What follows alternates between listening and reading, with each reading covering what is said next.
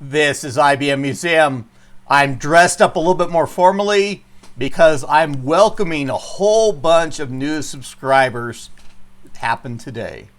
And that was from Curious Mark, great YouTuber that linked my channel, mentioned my name, even had some video footage of my previous videos in the video that dropped today. And of course, he's mentioned me before, and I've gained subscribers with that. Great, collaboration effort that I did in this instance to send him some planers that him and TubeTime US have been working on to go through and troubleshoot an issue with a IBM PS2 Model 77. And so I just want to say, all the new subscribers that have come on today, welcome. And of course, that doesn't dismiss any of my previous subscribers, especially the ones that have been with me a long time. I really appreciate the boost in subscribers and viewers to my channel. Behind me for this video, I'm addressing kind of the IBM mainframe and mini computer aspect. I have a 3180 terminal, and this is actually what they call the Model 2. There's also a Model 1, and it was a terminal that we'll get into as we look over to show how adaptable it was between the mainframe world and going through and connecting via coax, or going through and having those twin-X connections for connecting up to an IBM mid-range, or what they call mini computers, surprisingly, for them being big. The difference between a mainframe and a mini computer, or that mid-range computer, is ultimately the price, not really the size necessarily. And mini computer, that's of the System 32, System 34, System 36, System 38, and the AS400 line. Whenever you see twin-X, with one small exception, where IBM used it elsewhere outside the United States, it generally denotes that you have a terminal that connects up to the IBM mid-range systems, the mini computers. So let me get carefully turned around. I do have the camcorder in a position to where I can go through. Hopefully the lighting and everything else will be good enough for me to move this around. I'll actually go through and initially power this up, and I can go through. Let me get my webcam in front out of the way, get my chair tucked in, get my microphone cable routed right. And so this terminal, and it looks very unique. And I did see one of these a week ago at VCF East, the Vintage Computer Festival that was held in Wall, New Jersey. There's some great videos of that are around, and you can see the 3180 there connected, running, whatever it is from that mid-range. I wasn't sure if it was connected to the System 36 or the AS400 that was there. Now, I do have my AS400 off, kind of underneath this jumble of stuff here. I don't have it powered up right now. This is not really going to be covering the terminal being online. I do have my info window off to the side here as well. That's very visible. Just put aside, moved aside on the bench, so I can have a space for demonstrating the 3180. Now, of course, one of the things that you'll notice right off as well is I do have the 122 key keyboard. I'll be going over the connections for that. And I learned today that IBM used effectively the same sticky white stuff for the feet on the bottom of these keyboards. And you can kind of see it gone to mush. I hope that's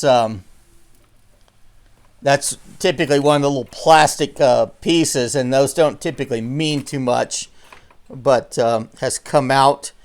And it's got those white rubber feet on the front.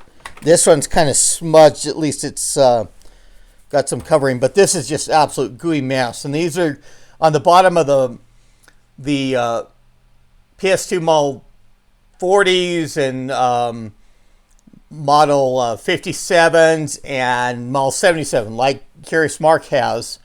IBM put some big rectangular feet of the same stuff that just absolutely disintegrates and gets all gooey over everywhere. Now, this is a conventional keyboard that you'll find paired with the 3180 terminal. I do have a marking that I put on probably in upwards of 25 to 30 years ago to future me about the sayings of the switches, just to keep track of them. And it has this kind of unique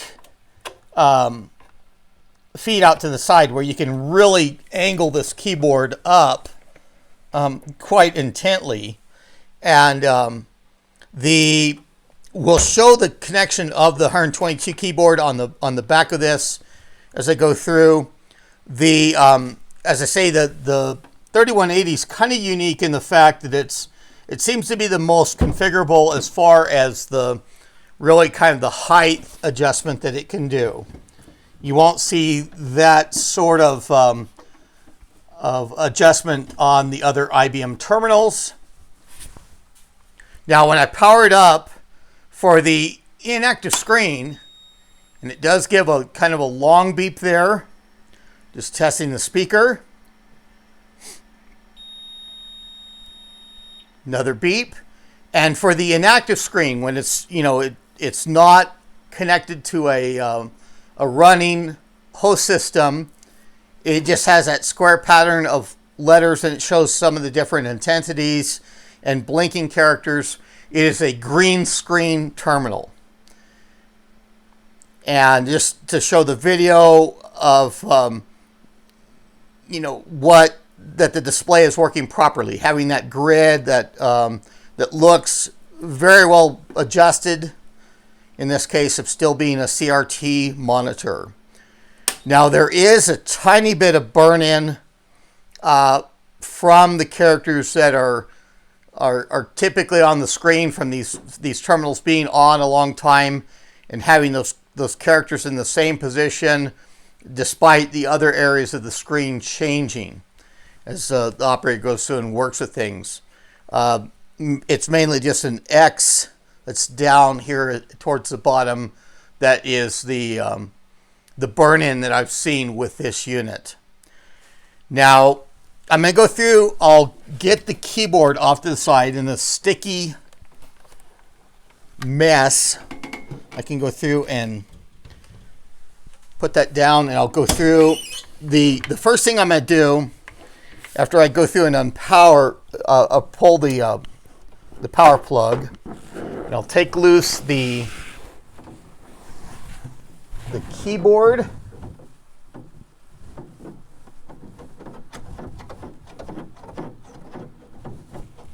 I can probably go through, and once I spin this around, I'll show you the keyboard connection, because the keyboard in this instance is actually retained. It has a metal piece at the end that has a thread to it, and it actually, once it's seated, it is turned to hold it in position in the back, on the back of the 3180. And then I can go through. The Twin X connector is bigger,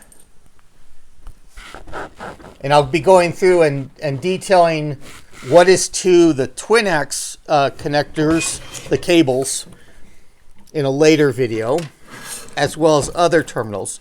And so I'm going to get this, let's get this kind of upright. I'll show the bottom of this in just a moment, just so I can get at this Twin-X connector on the back, and I'll be showing that in a little bit more detail in just a moment.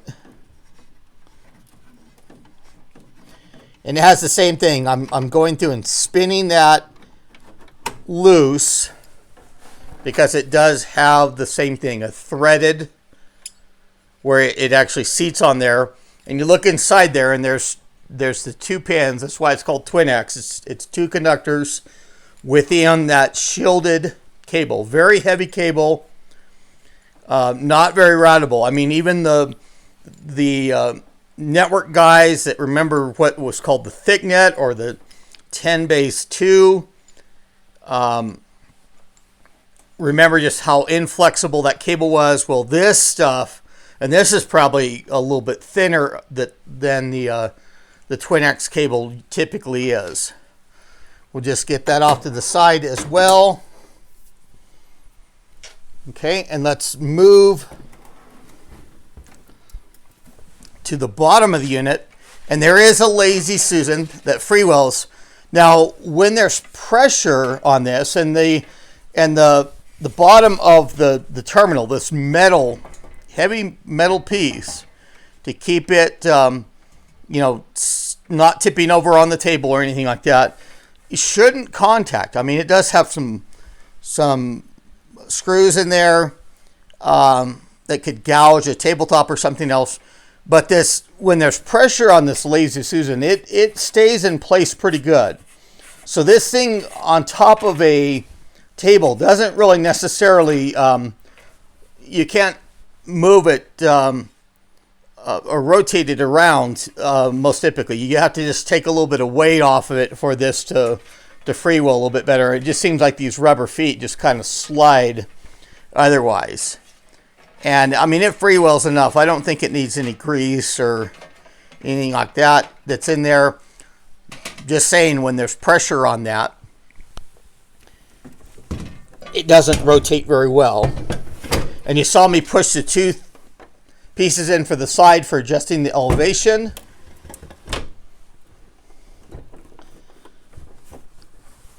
Moving around, we do have, of course, big orange power switch on the front, keys, and this is in the this should be in the operating position now, with that key flat.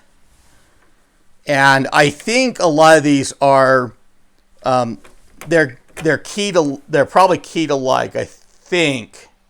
I don't know how much IBM necessarily personalized them for their contracts. And getting to the back of the unit, you can see underneath, that is where and it has a fuse holder as well that's off the side, and it is marked as a 3 amp fuse, and it is marked multi-voltage, 125 and 250 volts.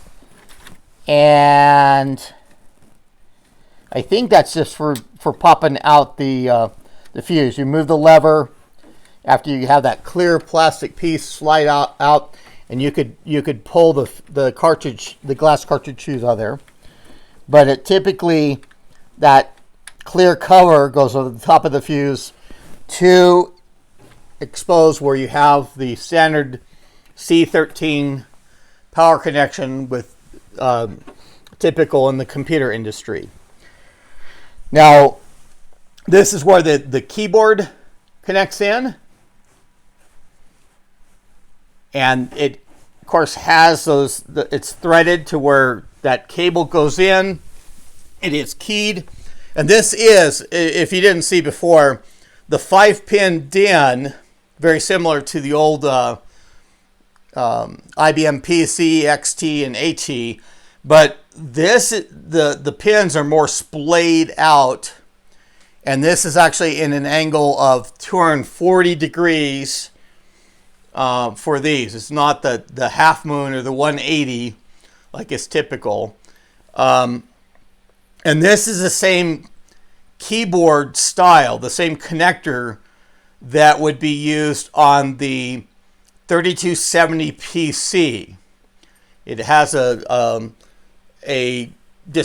double lead dongle that is plugged into the back of the unit that goes to the keyboard card of the unit, so it can host a 122 keyboard as well, and it's also threaded for locking that plug in place. So it goes in there, and then you're rotating, you're spinning that around to lock it. In the center, this being the Model 2, 3180 Model 2, it has the Twin X connectors. It actually has a little module, and how it connects, just you spin that little screw, because this terminal, the Model 1, is able to be for IBM mainframe systems. It has coax connectors instead, and so it's a multi-use terminal. It's based on whether it's a Model 1 or Model 2, is which host type that it can connect up to. And this module just goes in there, and then you tighten the screw to get it in place. Now on the back of the unit, as we go through and rotate this around, you see the latches here, and you can go through, and there's a twist knob down here, and I'll show you what that does in a moment. You're putting that to allow that lower lever to go back, and you can press, and this back comes off the unit. Okay, and I don't know, that there's probably changes between the mainframe and the Model 1 and the Model 2. As you can see on the back here, IBM probably just has the same assembly that is switched, because the front is not labeled any differently. It's just labeled as a 3180 for the front badge, IBM, and then 3180. But on the back plate, I have to make sure I don't get so much shine from the ring light, but there's 3180 and then the number 2, showing that this is the Twin X model. And of course that little module for the connection, the Twin X connection or the coax connection, probably changes as well. And so looking at this board, and it's very evident to see some Intel chips in here. Let me see if I need to zoom in, or if I can just go through and move this around a little bit. Some of the people that work with older computers will recognize some of these chips. Like this is the Motorola 6845, and that's for video. Commonly that was on the monochrome display adapters, the CGA display adapters, very common chip that was on the display adapters. There are 8155s, there's 8255s. I think one of these chips is the 40-pin DIPs. I think that's an 8085.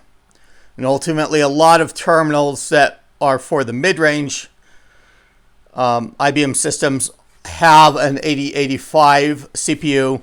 But this is effectively, with the chips and everything else being very common to the PC, it's effectively a PC with a terminal emulation board, basically. I think I recognize some of these silver chips of being looking very similar to what's on the 5250 emulation adapters from IBM.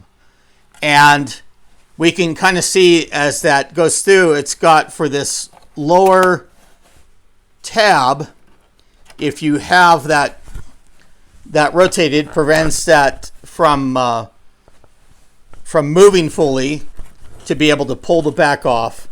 And as you go through and rotate that, it also unlatches the pins of that edge connector. Here's the speaker. There's even a kind of a feature connector up top. Maybe that's for testing or something else. That's in a piece where the plastic is. So there's not anything that really could necessarily attach to that. I don't know what IBM really intended that portion for. Now, and then, of course, showing, I did have some replies today when I showed the picture. These were commonly made in Canada. I'm not going that ring light is just gonna fight me for the shine that I can do. Made in Canada for IBM and Don Mills, Canada. You know, I don't know who that's named after for Don Mills. I don't know my Canadian history. Maybe somebody can give me a comment to let me know a little bit more of the history of that name. And there's the back. I'm going to go through and you just latch it on the one side, spin around, and then move your latches after you get it seated. And don't forget to go through there and rotate that to that lock position that goes through and makes contacts with that. And it actually, I could have shown that connector. It actually does go through and it's spring loaded a little bit to seat on the connectors as you put this back in there. And I have two of these terminals. They're both Mod 2s.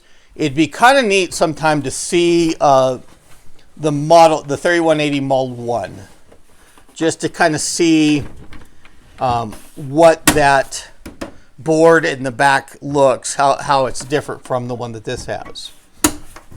So there's just kind of a brief overview of the 3180 terminal.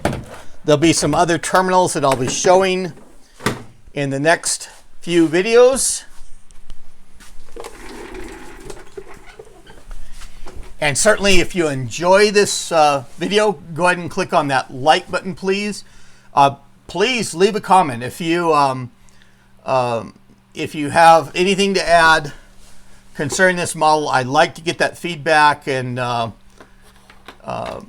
just hear from people. That I read every comment that's posted to my videos and respond to them. And that includes for all the new subscribers I've gained today. If you're watching this and have not subscribed to my channel, by all means, I encourage that as well. I need to gain more subscribers. I'd like to hit up to that 1,000 subscriber area to where I'm able to make YouTube announcements and manage the channel just a little bit better.